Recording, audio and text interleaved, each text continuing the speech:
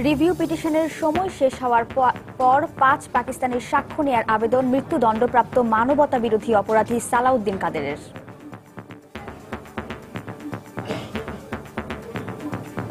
Appeal বিভাগ তার যে ইনহেরেন্ট পাওয়ার রয়েছে সেই ইনহেরেন্ট পাওয়ারের এক্সারসাইজ করে যে কোনো সিদ্ধান্ত আপিল বিভাগ দিবেন ন্যায় বিচারের স্বার্থে আমরা আশাবাদী। উনি যে যুক্তি তুলে ধরার চেষ্টা করেছেন উনি দেশে ছিলেন না, এটা তো দুটি আদালতে অবিশ্বাস করেছে। সাক্ষী এনে একই কথা প্রমাণ করার যে চেষ্টা, এটা রিভিউতে সুযোগ আছে বলে মনে হয় না।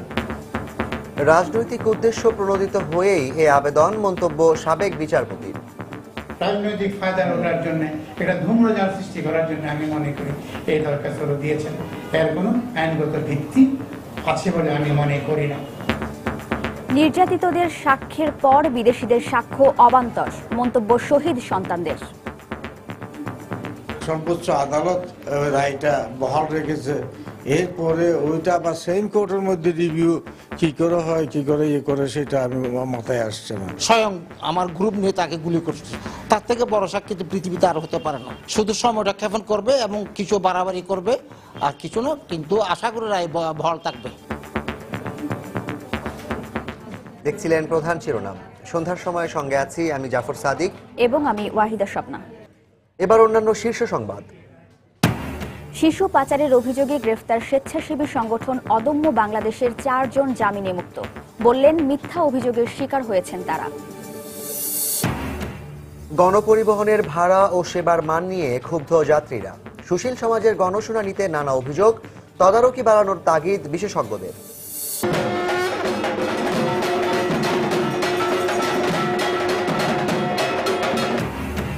দেবীর আমন্ত্রণ আর অধিবাসের মধ্য দিয়ে শারদীয় দুর্গোৎসব শুরু। মন্দিরে মন্দিরে ভক্ত পূজারীদের ভিড়, সব ধরনের নিরাপত্তা দিতে প্রস্তুত আইন শৃঙ্খলা রক্ষা বাহিনী। মোবাইল কোম্পানিগুলোর কল ড্রপ সমস্যার দ্রুত সমাধানের তাগিদ টেলিযোগাযোগ প্রতিমন্ত্রী। বললেন, গ্রাহক বেশি বলে গ্রামীণ ফোনের বিরুদ্ধে অভিযোগও বেশি।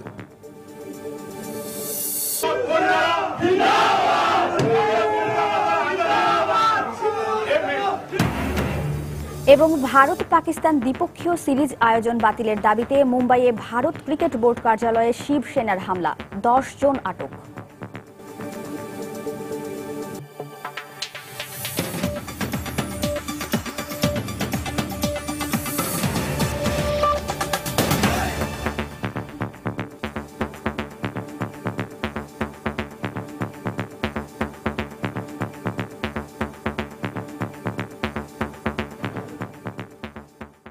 রিভিউ পিটিশনের সময় শেষ হওয়ার পর ৫ পাকিস্তানের সাক্ষ্য নেওয়ার আবেদন করল মৃত্যুদণ্ডপ্রাপ্ত মানবতা বিরোধী অপরাধী সালাউদ্দিন কাদের চৌধুরী। সোমবার সকালে সংক্রান্ত একটি আবেদন তার পক্ষে সুপ্রিম কোর্টে জমা দেওয়া হয়। অ্যাটর্নি জেনারেল মাহবুব আলম বলেছেন, সর্বোচ্চ আদালতের চূড়ান্ত রায়ের পর নতুন করে সাক্ষ্য নেয়ার কোনো সুযোগ নেই। মানবতাবিরোধী অপরাধের বিচারের সময় উদ্ধত আচরণ সহ নানা কারণেই বিতর্কিত ছিলেন যুদ্ধাপরাধী সালাউদ্দিন কাদের চৌধুরী। রায়ের আগেই রায় ফাঁস করার ঘটনা ঘটে তার মামলায়। নানাভাবে ট্রাইব্যুনালকে বিতর্কিত করার চেষ্টা করা হলেও ১৯৭১ সালের হত্যা গণহত্যার দায়ে ২০১৩ সালের ১ অক্টোবর তার মৃত্যুদণ্ডের রায় দেন ট্রাইব্যুনাল। ট্রাইব্যুনালের এ রায় বহাল থাকে সর্বোচ্চ আদালতেও। নির্ধারিত ১৫ দিন সময়ের মধ্যে খালাস চেয়ে রিভিউ করেন এই যুদ্ধাপরাধী। তখনও এই আবেদন করেননি সাকা। নির্যাতনে ক্ষতিগ্রস্তরা যখন তার ফাঁসি কার্যকরের অপেক্ষায় আছেন, ঠিক তখন মামলার এ পর্যায়ে এসে হঠাৎ করে ৫ জন পাকিস্তানি নাগরিক সহ ৮ জনের সাক্ষ্য গ্রহণের অনুমতি চাইলেন সাকার আইনজীবীরা। অ্যাটর্নি জেনারেল মাহবুব আলম বলেন, এ পর্যায়ে সাফাই সাক্ষ্য নেওয়ার কোনো সুযোগ নেই।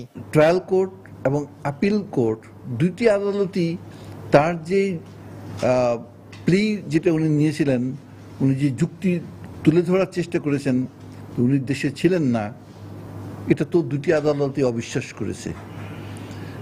তারপরে আবার সাক্ষী এনে একই কথা প্রমাণ করার যে চেষ্টা, এটা রিভিউতে আমার মতে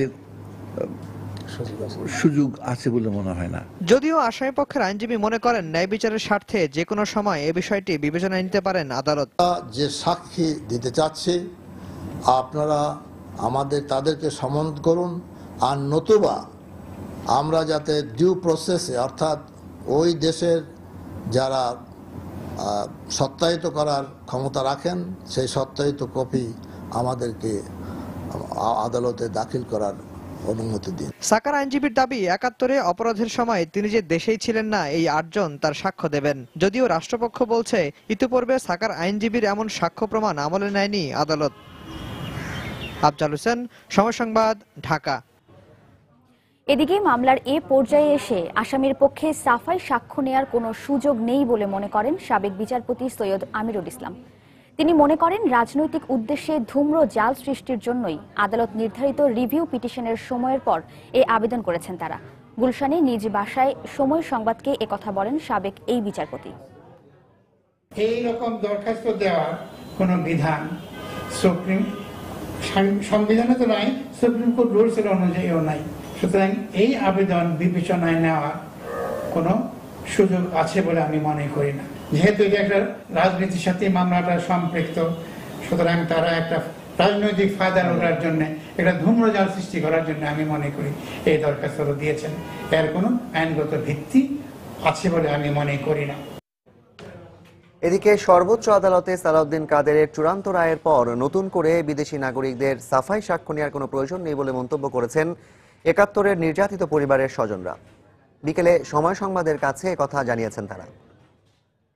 সালাউদ্দিন চৌধুরী আমার বাবাকে মারছে, ভাইকে মারছে, তারপর আমার গ্রামের চাচা আছে, এক চাচা তাকে মারছে। সর্বোচ্চ আদালত রায়টা বহাল রেখেছে।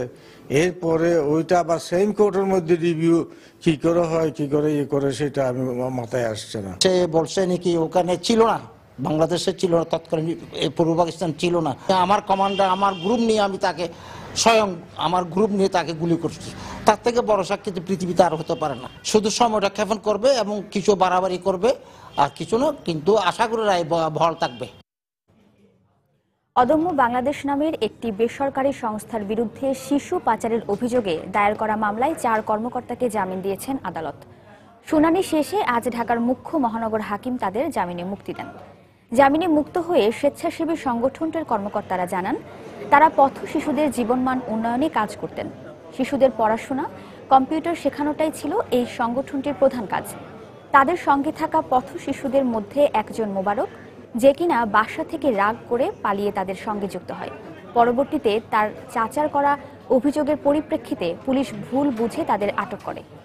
গত মাসের ১৩ তারিখে রাজধানীর রামপুরার একটি বাসা থেকে ১০ শিশুকে উদ্ধারের পাশাপাশি পাচারকারীর সন্দেহে ওই ৪ জনকেও আটক করে পুলিশ।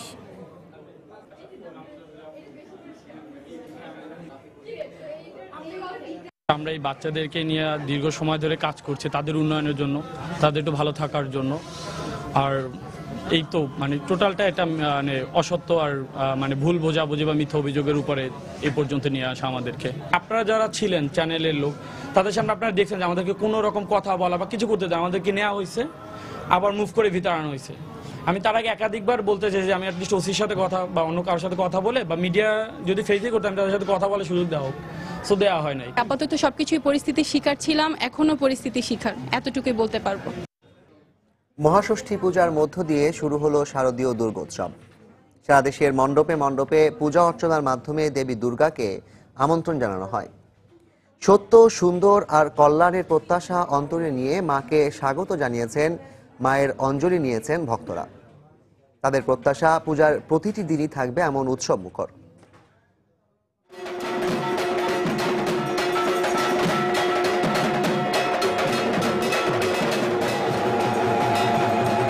বছর ঘুরে আবারও এলো দুর্গাপূজা।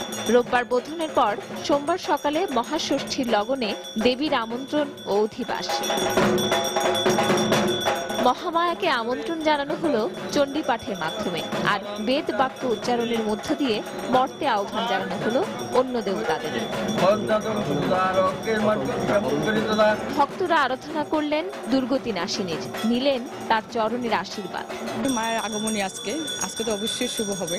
দুঃখ দুর্দশা, চলার পথের বাধা বিপত্তি, রোগ শোক সবকিছু অতিক্রম করে সবাই যেন শান্তিতে ভালোভাবে আমাদের এই জন্মভূমিতে থাকতে পারে।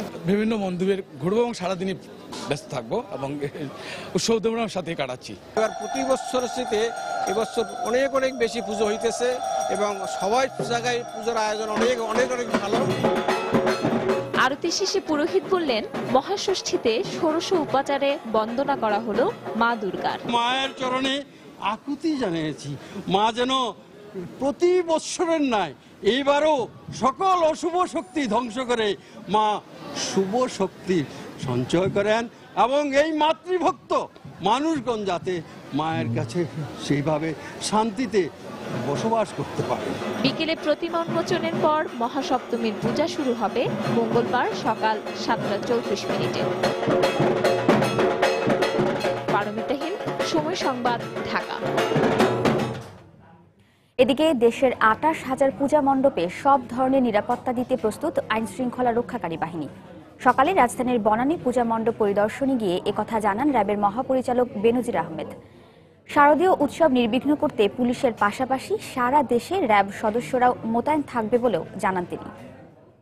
এই জন্য অন্যান্য আইন শৃঙ্খলা রক্ষাকারী বাহিনীর পাশাপাশি র্যাব অ্যাকশন ব্যাটালিয়ন ফোর্সেস দেশব্যাপী বিশেষ নিরাপত্তা ব্যবস্থা গ্রহণ করেছে। আপনারা জানেন যে লক্ষ লক্ষ হিন্দু সম্প্রদায়ের পুণ্যার্থী এই সকল প্রায় 28,000-এরও বেশি পূজা মণ্ডপে প্রতিদিন সমবেত হবেন। আমাদের উদ্দেশ্য হবে যাতে করে হিন্দু সম্প্রদায়ের সম্মানিত নাগরিকগণ, পুণ্যার্থীবৃন্দ উৎসবমুখর পরিবেশে এবং ধর্মীয় গাম্ভীর্যের সঙ্গে তাদের এই বাংলাদেশের হিন্দু সম্প্রদায়ের সবচেয়ে বড় উৎসব যেটি দুর্গাপূজা, সেটি প্রতিপালন করতে পারেন নিরাপত্তার সঙ্গে। সন্ধ্যার সময় আরও থাকছে বরিশালে 4 দফা দাবিতে আন্দোলনরত অটোরিকশা শ্রমিকদের মিছিলে পুলিশের লাঠিচার্জ, আটক 2।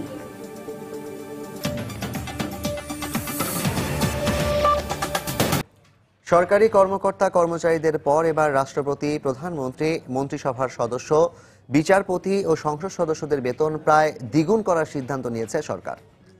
মন্ত্রিসভার বৈঠকে সংক্রান্ত 6টি আইনের সংশোধনীর খসড়া অনুমোদন দেওয়া হয়।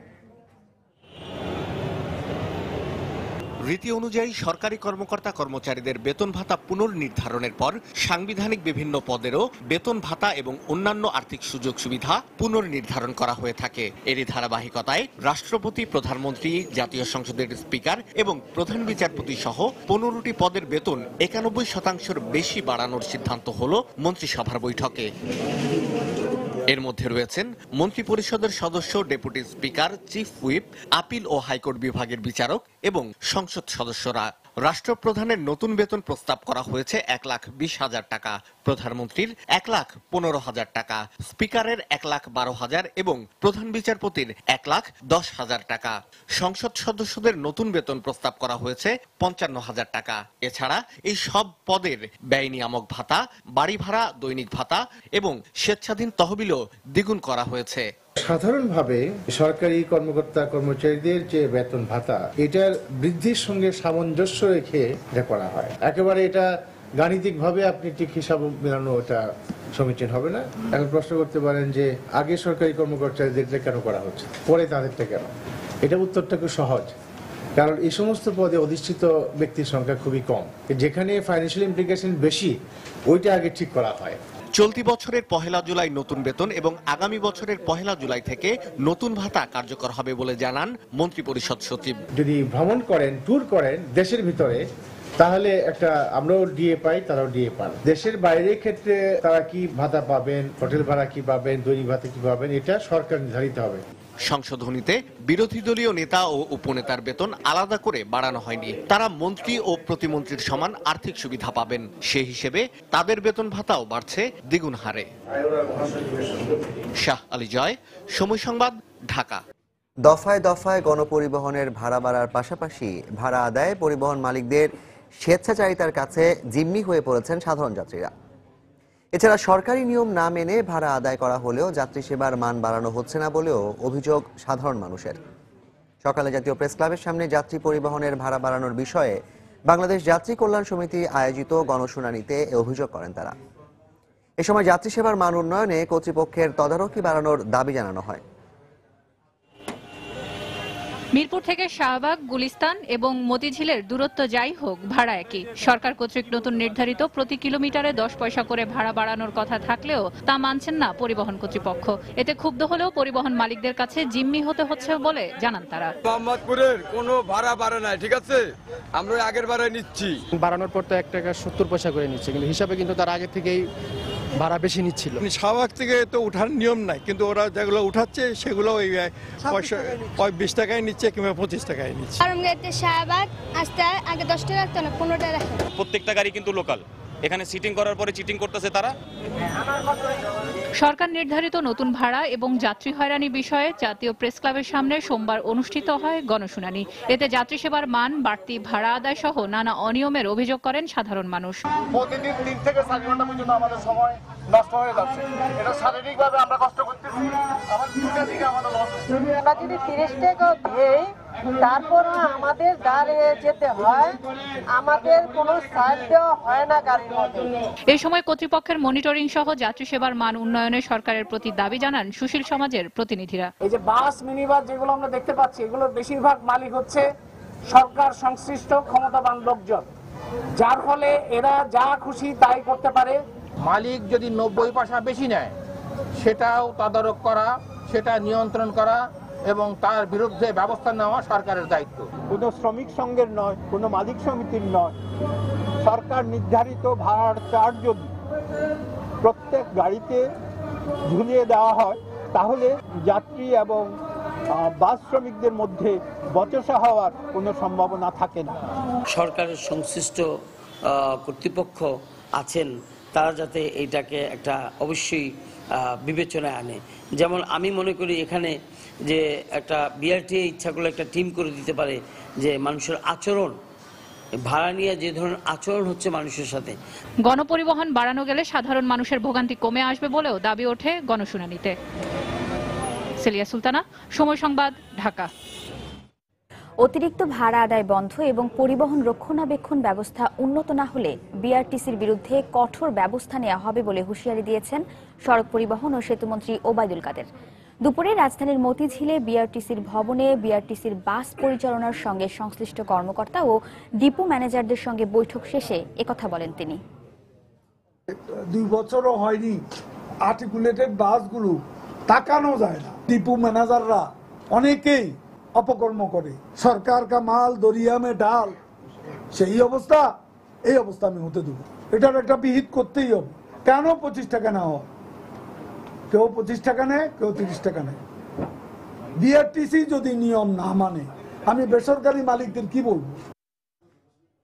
অপরাধ করে প্রভাবশালী ব্যক্তিদের পার পেয়ে যাওয়ার সংস্কৃতি বন্ধ না হওয়ায় বাড়ছে ক্ষমতাসীন ব্যক্তি বা তাদের স্বজনদের নানামুখী অপরাধ, এমন মত সমাজবিজ্ঞানী ও গবেষকদের।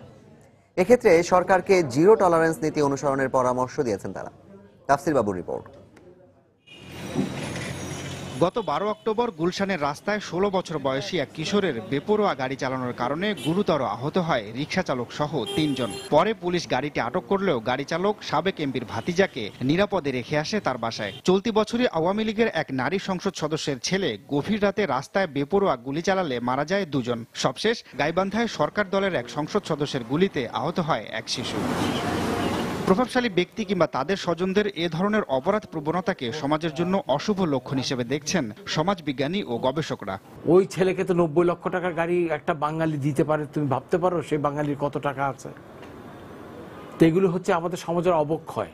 ওই যে নৈতিক শিক্ষা আমরা পাইনি বলে ধরাকে সরা জ্ঞান করি, সেই কারণে পিস্তল দিয়ে সাধারণ মানুষকেও মেরে ফেলছে। কোনো এটা যেন একটা কাউবয় ছায়া ছবি দেখছি, এগুলো তো হওয়ার কথা না।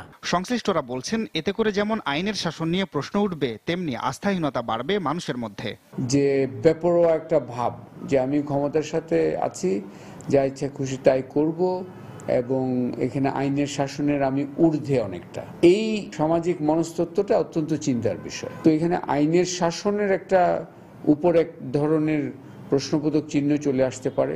আর সমস্যা উত্তরণে অপরাধীর পরিচয় নয়, অপরাধ বিবেচনায় আইনি ব্যবস্থা নেওয়ার পরামর্শ বিশেষজ্ঞদের। আইন আছে, তার প্রয়োগ নেই বলে মানুষ এইসব অন্যায় করতে সাহস পাচ্ছে, জানে যে আমি এমপি, আমার কিচ্ছু হবে না। যারা আরো উঁচু পর্যায়ে আছেন তাদের অত্যন্ত শক্ত সিগন্যাল দেওয়া দরকার যে এগুলো কোনো মতেই গ্রহণযোগ্য নয়। তারা মনে করেন নাগরিক সচেতনতা বাড়লে এরকম অপরাধ প্রবণতা কমে আসবে। তাফসির বাবু, সময় সংবাদ, ঢাকা। আনসারুল্লাহ বাংলা টিমের নামে গণমাধ্যমে পাঠানোর নির্দেশনার কোনো ভিত্তি নেই বলে মন্তব্য করেছেন স্বরাষ্ট্রমন্ত্রী আসাদুজ্জামান খান কামাল।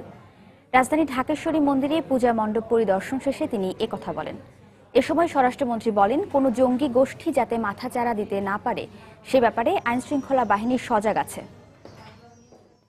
এই ধরনের হুমকি ধমকি রোজই আসে, রোজই দেখা হয়।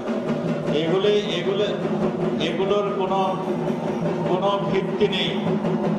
আনসারুল্লাহ বাংলা টিম, হুজি, জেএমবি, হরকতুল জিহাদ, ওই যে আপনার সবই এক।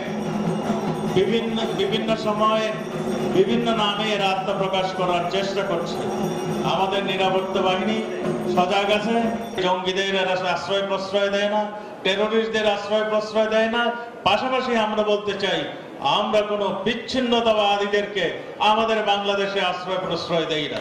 আপনাদের এই সমস্ত আপনার 23 তারিখ পর্যন্ত সুন্দরভাবে আপনারা দশমী পর্যন্ত পালন করতে পারবেন। মোবাইল কল ড্রপ নিয়ে উদ্বেগ প্রকাশ করে ডাক ও টেলিযোগাযোগ প্রতিমন্ত্রী তারানা হালিম সকল মোবাইল অপারেটরদের ডিসেম্বরের মধ্যেই কল ড্রপ বন্ধের বিষয়ে ব্যবস্থা নিতে বলেছেন। বিকালে সচিবালয়ে সব মোবাইল অপারেটরদের সিইওদের সাথে কল ড্রপ সহ মোবাইল সংক্রান্ত অন্যান্য বিষয় নিয়ে বৈঠক শেষে তিনি একথা বলেন। এ সময় তিনি আরও বলেন, গ্রাহক বেশি হওয়ায় গ্রামীণ ফোনের বিরুদ্ধে অভিযোগও বেশি। It was not only about Grameen phone যে সাবস্ক্রাইবার বেশি কমপ্লেইনটা বেশি হয়েছে। The same complaint was about Robi, about Airtel, মানে অধিকাংশ ক্ষেত্রে এই কমপ্লেইনটা হয়েছে। অলরেডি একটা আইটিইউ গাইডলাইনে একটা সীমা ধরা আছে, সেই বিষয়টা কি আমরা মাথায় রেখে আমরা ডিসেম্বরে আমরা মোটামুটি ভাবে দ্বিপাক্ষিক আলোচনার পর আমরা বলবো যে এই বিষয়টি কিভাবে কাজ করবে। তারা কি সেই ক্ষেত্রে সময় ফেরত দেবেন নাকি এই ক্ষেত্রে একটা নির্দিষ্ট অঙ্কের টাকা দেওয়া হবে, এই বিষয়টি আমরা তখনই সমাধান করব। বিএনপির স্থায়ী কমিটির সদস্য আসম হান্নান শাহ বলেছেন, দলীয় মনোনয়ন ও প্রতীকে স্থানীয় নির্বাচন অনুষ্ঠানের মাধ্যমে দেশের শতভাগ বাকশাল কায়েম করতে চায় সরকার। বিকেলে রাজধানী নয়াপল্টনে বিএনপির কেন্দ্রীয় কার্যালয়ে বেগম খালেদা জিয়ার রোগ মুক্তি কামনায় ওলামা দলের আলোচনা অনুষ্ঠানে তিনি এ মন্তব্য করেন। সর্বশেষ এই যে স্থানীয় সরকার নিয়ে একটা ধূম্রজালের সৃষ্টি করছেন, তারা মনে করছেন যে বাংলাদেশের প্রত্যন্ত অঞ্চলে এই ইউনিয়ন পরিষদের গুলি যদি দখল করে নিতে পারেন তাহলে তারা বাকশাল 100% কায়েম করতে পারবেন, কিন্তু এখনো দিল্লি বহু দূরে। সুতরাং সরকারকে বলবো, এই কূটকৌশল ছেড়ে দিন, আমাদের নেতৃবৃন্দের মিথ্যা প্রপাগান্ডা বন্ধ করুন। বরিশালে ব্যাটারি চালিত অটোরিকশা শ্রমিকদের মিছিলে লাঠিচার্জ করেছে পুলিশ। এই ঘটনায় একজনকে আটক করা হয়েছে। অটোরিকশা শ্রমিক মালিক সংগ্রাম কমিটির নেতাকর্মীরা জানান, নীতিমালার মাধ্যমে ব্যাটারি চালিত অটোরিকশা চলাচলের অনুমতি সহ 4 দফা দাবিতে বিক্ষোভ মিছিল করছিলেন তারা। বেলা 11টায় মিছিলটি নগরীর বিবির পুকুরপাড় এলাকা অতিক্রমের সময় পুলিশের বাধার মুখে পড়ে। পুলিশ জানায়, অনুমতি না থাকায় মিছিলে বাধা দেওয়া হয়েছে। তারা বলে, বারবার নিষেধ সত্ত্বেও মিছিল নিয়ে এগিয়ে যাওয়ার চেষ্টা করলে তাদের ছত্রভঙ্গ করতে লাঠিচার্জ করা হয়েছে।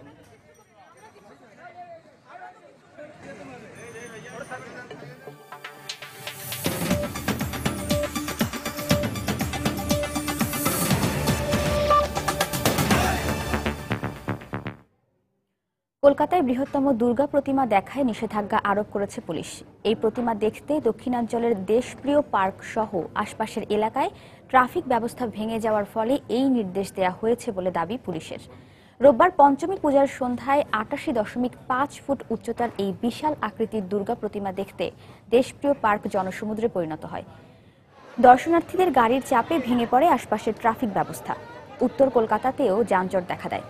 পরিস্থিতি নিয়ন্ত্রণে কলকাতার পুলিশ কমিশনারকে ঘটনাস্থলে গিয়ে পরিস্থিতি মোকাবেলায় সিদ্ধান্ত নেওয়ার নির্দেশ দেন রাজ্যের মুখ্যমন্ত্রী মমতা ব্যানার্জি। পরে পুলিশ কমিশনার সুরজিৎ পুরকায়স্থ ঘটনাস্থলে গিয়ে পূজা বন্ধ করে প্রতিমার মুখ ঢেকে দেওয়ার নির্দেশ দেন। দেশপ্রিয় পার্কে দুর্গা প্রতিমা না দেখার জন্য দর্শনার্থীদের অনুরোধ জানান তিনি।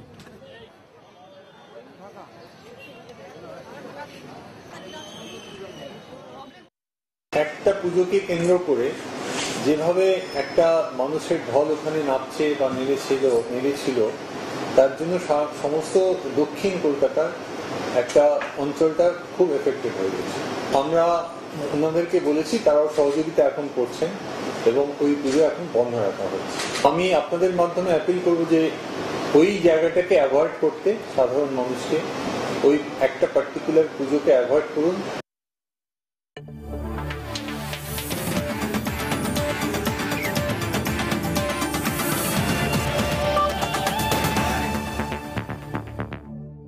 মুম্বাইয়ে ভারত ক্রিকেট বোর্ড বিসিসিআই এর প্রধান কার্যালয়ে হামলা চালালো ভারতের রাজনৈতিক সংগঠন শিবসেনা। ভারত পাকিস্তান দ্বিপাক্ষিক সিরিজ আয়োজন বাতিলের দাবিতে এ হামলা চালানো হয়। আজ মুম্বাইয়ে বিসিসিআই এর প্রধান কার্যালয়ে ভারত ক্রিকেট বোর্ড সভাপতি শশাঙ্ক মনোহরের সঙ্গে বৈঠকে বসার কথা ছিল পাকিস্তান ক্রিকেট বোর্ড পিসিবির চেয়ারম্যান শাহরিয়ার খানের, যেখানে এবছর ডিসেম্বরে একটি দ্বিপাক্ষিক সিরিজ আয়োজন নিয়ে আলোচনা করার কথা ছিল। তবে শিবসেনার হামলার পর সভা স্থগিত করে বিসিসিআই। নতুন ঘোষণা অনুযায়ী মুম্বাই নয়, মঙ্গলবার দিল্লিতে বিসিসিআই সেক্রেটারি অনুরাগ ঠাকুর ও আইপিএল চেয়ারম্যান রাজীব শুক্লার সাথে দেখা করবেন পিসিবি প্রধান। সকালে বিসিসিআই অফিসে ঢুকে প্রায় 50 জন শিবসেনা কর্মী ভারত পাকিস্তান সিরিজ বাতিলের জন্য স্লোগান দিতে থাকে। পরে পুলিশ অন্তত 10 জনকে আটক করে। এদিকে ক্রিকেটের রাজনৈতিক হস্তক্ষেপের নিন্দা জানিয়ে বিশ্বব্যাপী ক্রিকেট বিশ্লেষকরা তাৎক্ষণিক প্রতিক্রিয়া জানান।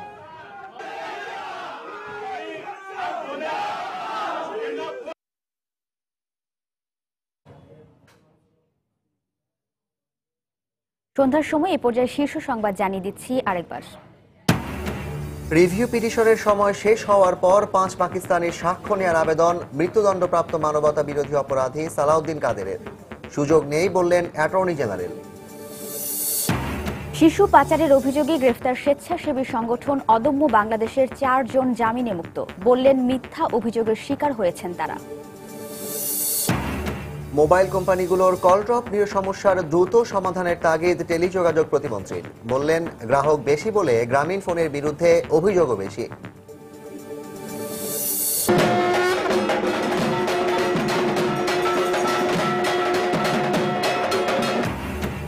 দেবীর আমন্ত্রণ আর অধিবাসের মধ্য দিয়ে শারদীয় দুর্গোৎসব শুরু। মন্দিরে মন্দিরে ভক্ত পূজারীদের ভিড়, সব ধরনের নিরাপত্তা দিতে প্রস্তুত আইন শৃঙ্খলা রক্ষা বাহিনী।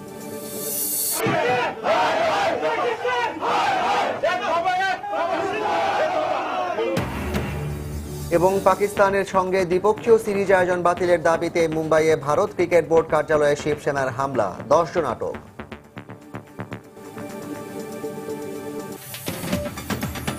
এই ছিল সন্ধ্যার সময়। যে কোনো খবর পেতে ভিজিট করুন সময়নিউজ.tv আর সঙ্গে থাকুন সময়ের।